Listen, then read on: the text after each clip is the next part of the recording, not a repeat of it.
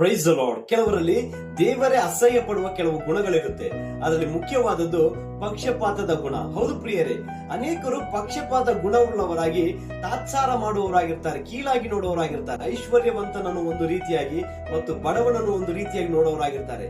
ಜಾತಿ ಭೇದ ಭಾವ, ಮೇಲು ಕೀಳು ಎಂಬ ಒಂದು ಭೇದವುಳ್ಳವರಾಗಿ ಪಕ್ಷಪಾತದಿಂದ ಜೀವಿಸುವವರಾಗಿರ್ತಾರೆ.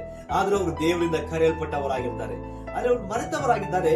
ಯೇಸು ಕ್ರಿಸ್ತನನ್ನು ಎದುರು ನೋಡುವವರು ಪ್ರೀತಿಯುಳ್ಳವರಾಗಿ, ಕರುಣೆಯುಳ್ಳವರಾಗಿ, ಆತನ ಗುಣವನ್ನು ಧರಿಸಿಕೊಂಡವರಾಗಿರಬೇಕು. ಅದಕ್ಕೆ ವಾಕ್ಯ ಬರೆಯಲ್ಪಟ್ಟಿದೆ.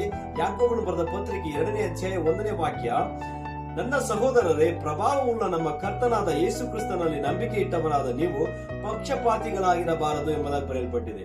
ಹೌದು, ನಾವು ಪಕ್ಷಪಾತದಿಂದ ಜೀವಿಸಬಾರದು. ದೇವರ ಸಮ್ಮುಖದಲ್ಲಿ ಒಪ್ಪಿಸಿಕೊಟ್ಟು ಎಲ್ಲರನ್ನು ಪ್ರೀತಿಸುವವರಾಗಿರಬೇಕು. ಯಾಕಂದ್ರೆ ದೇವರು ಪ್ರೀತಿ ಸ್ವರೂಪನಾಗಿದ್ದಾನೆ. God bless you all.